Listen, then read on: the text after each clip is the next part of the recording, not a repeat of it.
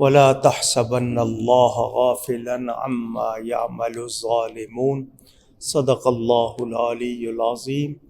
الصلاة والسلام عليك يا رسول الله، الصلاة والسلام عليك يا حبيب الله، الصلاة والسلام عليك يا رحمة للعالمين، وعلى آلك وأصحابك يا شفيع المذنبين. ہر جمعرات کو ہم یہاں تراویح کے بعد ایک مرتبہ سورہ یاسین شریف پڑھتے ہیں. بڑا ثواب ہے اس کا، اور رمضان میں تلاوت قرآن کا اور زیادہ ثواب. تو آج صرف بہت مختصر بات کروں گا. میں نے ترتیب سے نہیں ہے، کچھ ضروری باتیں صرف آپ کو پہنچانے کے لیے، ورنہ جتنا پڑھا جاتا ہے اس کے مطابق بیان کروں تو ٹائم چاہیے. ہم اہل سنت و جماعت قرآن و حدیث کو مانتے ہوئے یہ یقین رکھتے ہیں کہ اللہ کے کسی بھی نبی کے سگے ماں باپ مشرک نہیں ہوئے، شرک کرنے والے نہیں ہوئے. قرآن میں حضرت ابراہیم علیہ السلام، جن کا لقب خلیل اللہ ہے، ان کے بارے میں یہ آیت وَمَا كَانَ اسْتِغْفَارُ إِبْرَاهِيمَ لِأَبِيهِ إِلَّا عَن مَّوْعِدَةٍ وَعَدَهَا إِيَّاهُ. اب کا لفظ آیا تو اب عام طور پر باپ کو کہتے ہیں. آپ کے ہاں بھی ابا کا لفظ، ابا جان، ابا حضور، ابا جی آپ لوگ بولتے ہیں. کچھ لوگ ابو بول لیتے ہیں.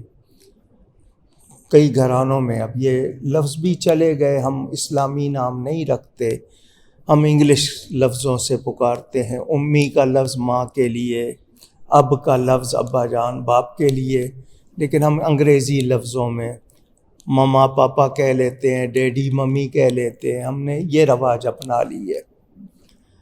اب کا لفظ قرآن سے ہی ثابت ہے. چچا کے لیے بھی آیا ہے. کس کے لیے؟ باپ کے بھائی کے لیے.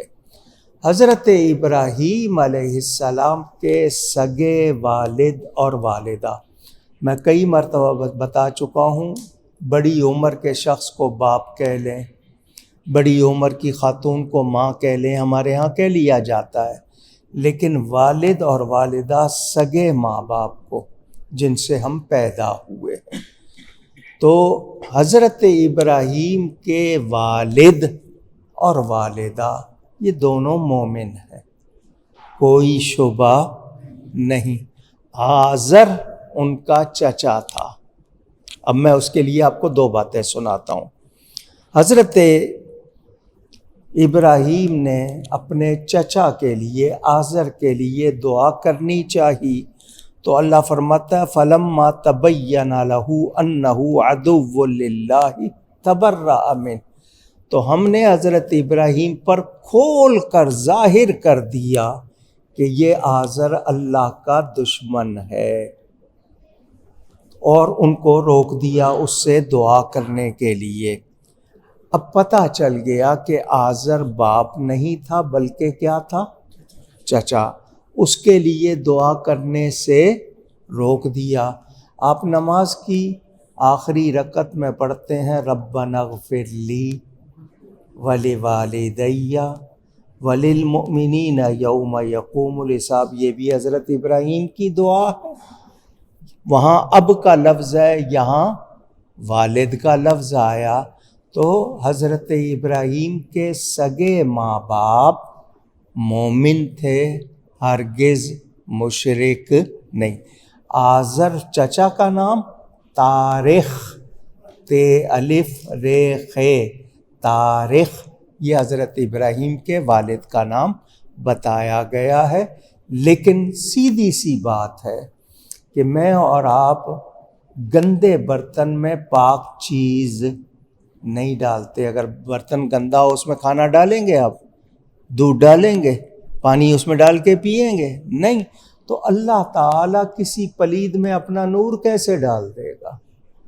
تو یہاں سے جو مسئلہ آج آپ کو بتانا ہے وہ یہ کہ ہمارے پیارے نبی پاک صلی اللہ علیہ وسلم کے والدین وہ بھی مومن ہیں، کوئی شبہ نہیں۔ ہاں، جو مشرک ہیں ان کے لیے دعا کرنے کی کوئی گنجائش، اونچی کہہ دیں، نہیں ہے۔ اگر کوئی شخص ایمان والا ہے مگر گناہ گار ہے تو گناہ گار کے لیے دعا ہو سکتی ہے، لیکن بدعقیدہ بے ایمان کے لیے دعا نہیں ہو سکتی۔ تو تمام نبیوں کے ماں باپ مومن ہیں، یہ عقیدہ رکھنا چاہیے۔ اور نبی پاک صلی اللہ علیہ وسلم کے والدین تو بڑی شان والے ہیں، بڑے مرتبے والے ہیں، ان کے بارے میں کوئی بدگمانی رکھنے کی گنجائش، اونچی کہہ دیجیے گا، نہیں ہے۔ یہ اس لیے کہا کہ کسی کے کہنے سننے میں آ کر منہ سے کوئی غلط لفظ نہ نکال بیٹھیے گا۔ اگر کسی بات کی تسلی نہیں ہے تو جب تک تسلی نہیں ہوتی آپ خاموش رہیں، تسلی کر لیں لیکن کوئی غلط لفظ نہ کہیں۔ دوسری بات، میں نے جو آیت پڑھی وَلَا تَحْسَبَنَّ اللَّهَ غَافِلًا عَمَّا يَعْمَلُ الظَّالِمُونَ، ظالم کس کو کہتے ہیں آپ کو بار بار بتاتا ہوں، جو چیز کو غلط جگہ رکھے۔ وَضْعُ الشَّيْءِ فِي غَيْرِ مَوْضِعِهِ، ٹوپی کہاں رکھنی چاہیے؟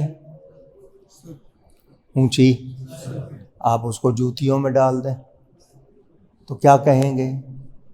ادب کے خلاف کہیں گے نا آپ۔ کام کسی کا اور نام کسی کا، اس کو کیا کہتے ہیں؟ ظلم۔ چوری کسی نے کی، الزام کسی پہ دھر دیا، یہ کیا کہلائے گا؟ ظلم۔ اسی طرح حق بات کو ناجائز کہنا، جائز کام کو ناجائز کہنا، صحیح کام کو غلط کہنا، یہ بھی کیا کہلائے گا؟ اونچی کہہ دیجئے۔ اور ظالم کیا یہ سمجھ رہے ہیں کہ اللہ تعالیٰ غافل ہے، اللہ کو پتہ نہیں ہے؟ اللہ تعالیٰ کے لیے غفلت کا کوئی تصور نہیں کیا جا سکتا۔ آپ کتنا ہی دنیا سے چھپا لیں، رب سے چھپا سکتے نہیں۔ تو یہ ذہن میں رکھنا ہے۔ آج کل بہت سے لوگوں کا کاروبار ہی یہ ہے، کیونکہ وہ غیروں کے آلائے کار، یعنی کار کہتے ہیں کام کو، آلہ کہتے ہیں جس سے کام لیا جائے، تو وہ غیروں کے کام کرنے والے جن کو آپ ایجنٹ بھی کہہ دیتے ہیں، تو وہ بنے ہوئے ہیں اور مسلمانوں کو لڑوا رہے ہیں، جائز چیزوں کو ناجائز کہہ رہے ہیں۔ اور جو اللہ والے ہیں جن کی شان قرآن میں بیان ہوئی، ان کے بارے میں وہ آیتیں پڑھ دیتے ہیں جو بتوں کے بارے میں ہیں۔ تو ایسے لوگ کون ہیں؟ ظالم ہیں، اور ظالموں کو اللہ ہدایت نہیں دیتا۔ تو ہم نے ہرگز کسی بھی ایسے شخص کا بیان نہیں سننا، اس کی کتاب نہیں پڑھنی، کسی بخت کہتے ہیں آپ کے مقدر کو، یا جو بھی بد کہتے ہیں برے کو، تو جو برا ہے، شقی ہے، بدبخت ہے، اس کی تعریف کریں تو عرش ہل جاتا ہے۔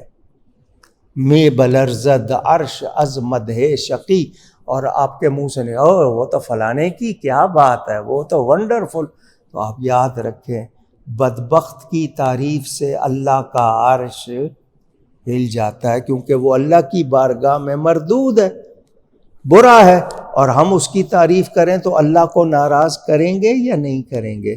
تو کبھی کسی بدبخت کی تعریف نہیں کرنی۔ قرآن کریم رحمت بھی ہے، شفا بھی ہے۔ حدیث شریف، صحیح حدیث میں ہے، صحابہ آ رہے تھے، حضور صلی اللہ علیہ وسلم آگے تشریف لے گئے، پیچھے کوئی بستی تھی، وہاں ایک شخص کھڑا تھا، تو اس نے ان لوگوں کو، صحابہ کو آتے دیکھا تو پوچھا تمہیں کوئی جنتر منتر آتا ہے؟ کیا ہو گیا؟ ان کا جو ہمارا علاقے کا راجہ ہے اس کو بچھو نے کاٹ لیا ہے، تو تمہیں کوئی منتر آتا ہے؟ تو صحابی نے کہا ٹھیک ہے ہم دم کر دیں گے، لیکن 20 بکریاں لیں گے۔ اس نے کہا اگر آرام آ گیا تو دے دیں گے۔ وہ آئے سورہ فاتحہ پڑھ کے اس کو دم کر دیا، وہ ٹھیک ہو گیا۔ 20 بکریاں لے لی، لے کر مدینہ منورہ آ گئے۔ اب شک پڑ گیا کہ ہم نے جو یہ لی ہیں یہ جائز ہیں یا نہیں ہیں۔ حضور صلی اللہ علیہ وسلم کے پاس آئے، حضور اس طرح واقعہ ہوا ہے، ہم نے 20 بکریاں لی ہیں، تو کیا رکھیں یا واپس کرائیں؟ فرمایا تمہیں معلوم ہو گیا کہ فاتحہ میں علاج بھی ہے، تم نے جان لیا کہ فاتحہ میں شفا بھی ہے، منتر بھی ہے، سنو یہ جو 20 بکریاں لی ہیں اس میں میرا حصہ بھی رکھنا۔